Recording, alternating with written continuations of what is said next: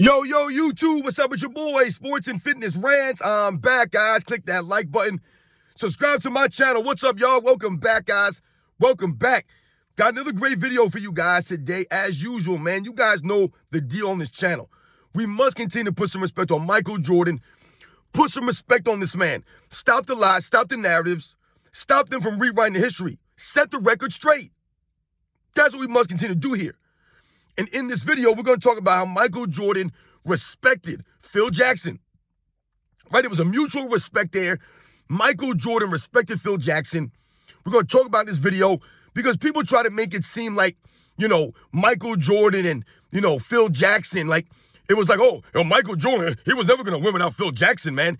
And people, they underestimate Michael Jordan being coachable and the respect factor between them. It was a mutual respect there. We're going to talk about this video. And I want to thank you guys, everyone across the world, everyone across the state's been supporting my channel, guys.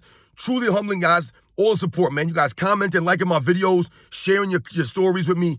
It means a lot. Much respect to all you guys out there, man. Shout out to everybody in the membership. Thank you guys, for real. And you guys know what to do. Turn the volume all the way up. Hit that play button. Remember, these videos are for educational purposes. And let's roll. So, yes, guys, like I said, man, this will be a brief video, man, but I just wanted to talk about the dynamic, the respect between Michael Jordan and Phil Jackson, guys. Because we often hear people try to use Phil Jackson to take away from Michael Jordan's greatness, right? So you'll hear them say things like, Michael Jordan would be nowhere without Phil Jackson. Michael Jordan never won without Phil Jackson. Phil Jackson this, Phil Jackson that. Once again, not trying to give Phil Jackson credit, they're trying to take away from Michael Jordan. Once again, by lifting someone else. So it's the classic scenario that we've seen over the years. Let's lift this person up into a realm that they don't belong, so it diminishes Michael Jordan's greatness, right? We've seen this with Scottie Pippen over the years, and we've also heard these things with Phil Jackson. But the one thing that they never talk about that we've mentioned on this channel is, I've told you guys, Michael Jordan was coachable, right? He allowed Phil Jackson to be great. Michael Jordan doesn't get any credit for that. Because as we see over the course of NBA's history, the players get coaches fired left and right, guys. Coaches are getting fired all the time for the team's lack of success, or maybe the coach doesn't get along with the star player, right? So we've seen coaches get fired because of this. So if we think about that regard or that aspect, and we think about Michael Jordan and Phil Jackson coming in, right, as an unknown, Phil Jackson never having any head coaching experience before that, right before the Chicago Bulls, never won anything coaching. Remember, Michael Jordan liked Doug Collins, the coach who they replaced him with. So when we think about the trajectory, I've always told you guys on this channel, the trajectory of the Chicago Bulls with Doug Collins. So you think about 1988, right? They make the second round for the first time after getting beat in the first round the previous couple of seasons, right? So now in their second year with Doug Collins, they make the second round. 1988, they get eliminated by the Detroit Pistons, who would eventually lose in the NBA Finals in 7 games. Then in 1989, they make an Eastern Conference Finals, the first Eastern Conference Finals that the team had made. And then the following season, they replaced Doug Collins with Phil Jackson. And Michael Jordan said, I'm not sure about this move because we were going up. We were improving every season. And all of a sudden, they get rid of the coach and bring in another coach with no experience. And let's not forget, it was Phil Jackson bringing in the Tex Winter triangle system, right? The triangle offense that Michael Jordan could have went crazy about. He could have said, absolutely not. I'm not doing this. I'm not playing in this system. You're not taking the ball out of my hands like this. You're not going to suppress my overall game. He could have done all of this stuff. He could have been a disgruntled employee.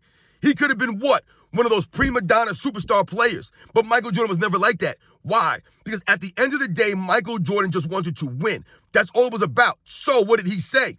I'm willing to give it a try. I'm willing to give this triangle thing a try and see how it works. And we think what happened that first season. They lost in the Eastern Conference Finals yet again. So as they were improving with Doug Collins, the first year with Phil Jackson, they did not make it to the NBA Finals and lose. They didn't go to the next step. They lost in the same place they were at the year before, right? So Michael Jordan could have easily came out after that season back. See, I told you guys, this Phil Jackson thing, this triangle, this ain't working. We're not getting any better. We're in the same position we were in last year. So Phil Jackson hasn't done anything. He could have easily said that. He could have easily done that. He could have easily said, I'm not playing for this guy anymore. I want out of here. Or I want him gone. He could have gave him an ultimatum. Michael Jordan never did these things. Never put that kind of pressure on Phil Jackson. Right? He was a leader, Michael Jordan, and he respected Phil Jackson. And eventually, through the years, they developed a mutual respect for each other. Right? Where they both understood what each other was trying to get accomplished. Remember, I've told you guys on this channel, Phil Jackson's greatest strength was not the X's and O's. His greatest strength was his ability to deal with personalities, to get the team on the same page, to get them focused on the mission. It was Michael Jordan who was what? He was the lightning rod for this. He was the tip of the spear. It was Michael Jordan that was holding the standard in practice. He was a disciplinarian. Michael Jordan was. He was the guy getting on his teammates in practice, getting in their butts, holding them to that standard of excellence. Not Phil Jackson, guys. It was Michael Jordan. Phil Jackson was great at personalities, managing personalities, egos. Like I said, getting the team to focus on a common goal, understanding the mission. That was Phil Jackson's greatest strength. It was Tex Winter's triangle. That was the X's and O's. And Michael Jordan mastered the triangle offense. He mastered it way more than a Kobe Bryant, right? It was Michael Jordan. He mastered it. So when we think about the respect factor of a Michael Jordan to Phil Jackson, we must think immediately to what Michael Jordan said in the Last Dance documentary. I'm not coming back unless Phil Jackson's here. I'm not coming back without him. Michael Jordan literally was like, yo, I'm retiring if Phil Jackson don't come back. This is how much respect he had for Phil Jackson. How many plays have you ever heard in the NBA's history that said, if this coach doesn't come back, I'm retiring? Retiring after winning 3 in a row. You're going to walk away after winning an MVP. You're going to walk away if your coach does not come back. That's called the utmost respect for Phil Jackson. The same level of respect that Phil Jackson had for Michael Jordan. It was mutual. You see the way they embrace each other after these championships. You see the way that they embrace in the locker room. You hear the things that Phil Jackson says to Michael Jordan in the moments. Right? Think about what he said in the 1998 NBA Finals, right? What is Phil Jackson saying? Oh my God, Michael, that was incredible. This is what he kept saying. Oh, Michael, that was incredible. Like, Michael Jordan left Phil Jackson in awe. Phil Jackson understood. He knew. The mutual respect is something that I always appreciated that Michael Jordan had for his coach. He didn't ask Phil Jackson to get traded. He wasn't a disgruntled employee. He never asked to be traded. Right? He never said, hey, man, either this guy goes or I want out. I'm not doing the triangle. I'm not dealing with this weird guy with the candles burning and the incense and all the weird philosophy stuff. This is Phil Jackson, guys. This is what he brought to the Chicago Bulls. This is Zen Master. Michael Jordan could have easily been like, I ain't getting with this. This is weird stuff. He did not do that. He understood the mission. His focus was to win. By any means necessary. If the triangle offense is going to help me win, then damn it, let's do it. I told you it allowed his teammates to develop a role, to have a role. And Michael Jordan held them to that standard in practice. So they had to live up to that role in practice every single day. Pushing Scottie Pippen, pushing Horace Grant, B.J. Armstrong, Paxson, Ron Harper, Tony Kukoc, Steve Kerr, Judd Busher, Scott Burrell, Scott Williams, Stacey King, right? Dennis Rodman, holding all these guys to the standard. So what? You hear people say, the practices were often harder than games. I don't hear anyone else teammates saying that about another player other than the Michael Jordan Bulls. I never hear this stuff. All the time you hear them say how hard practice was compared to games because of the intensity of Michael Jordan. The pressure he put on his teammates. The standard of excellence he upheld. That was where the respect was earned. All across the team. I told you, all those guys earned their spot.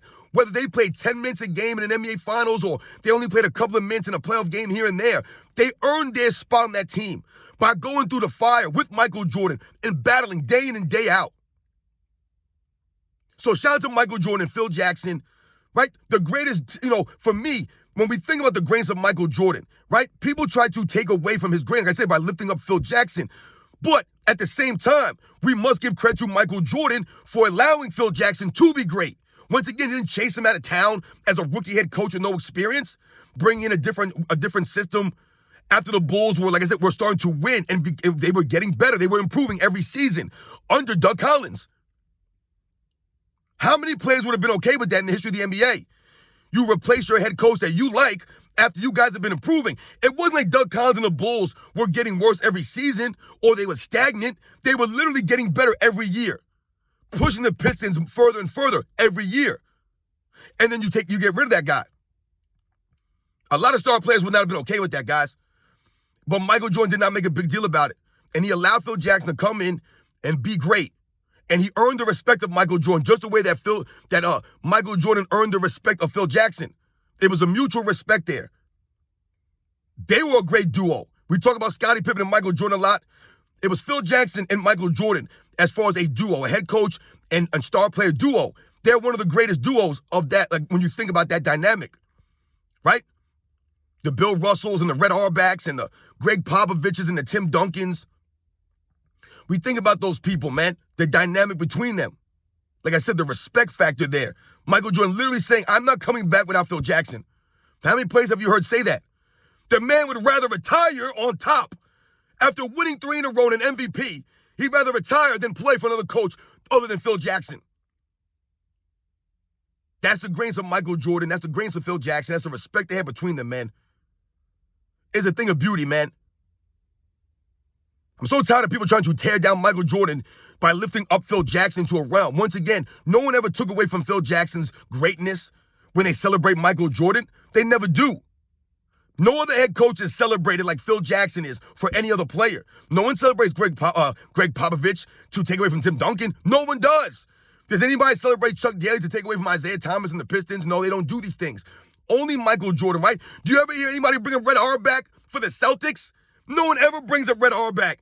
They never do, right? They never do. It's only Phil Jackson who's constantly being brought to take away from Michael Jordan's greatness.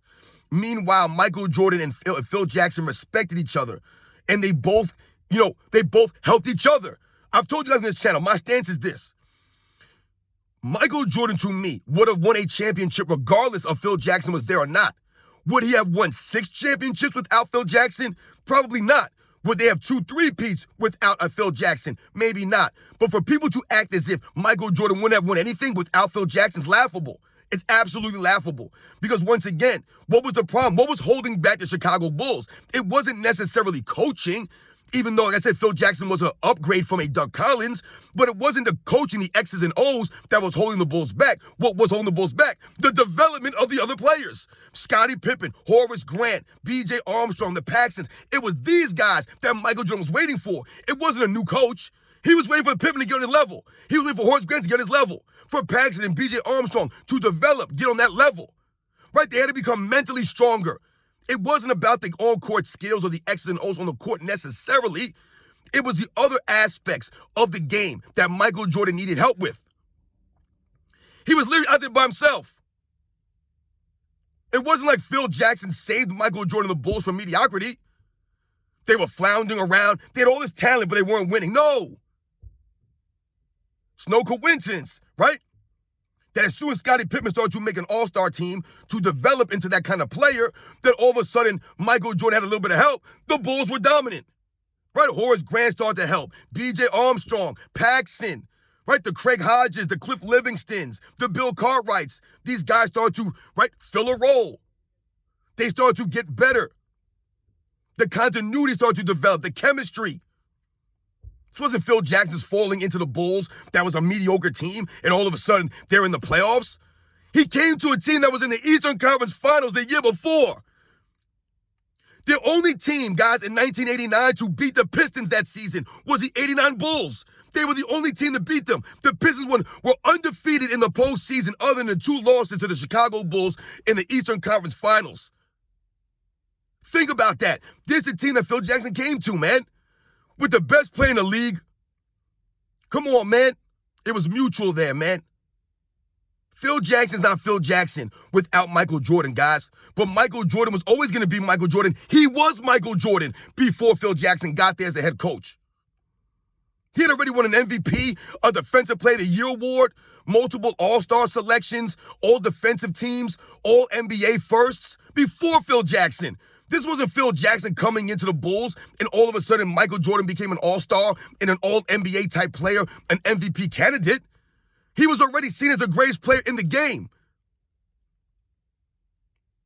So shout out to Michael Jordan and Phil Jackson, the mutual respect between them, how they both earned the respect and they both pushed each other. They both learned from each other. Like I said, Michael Jordan being coachable, allowing Phil Jackson to be great, and Phil Jackson being great. You guys know the deal, man. I'll catch you guys on the next one.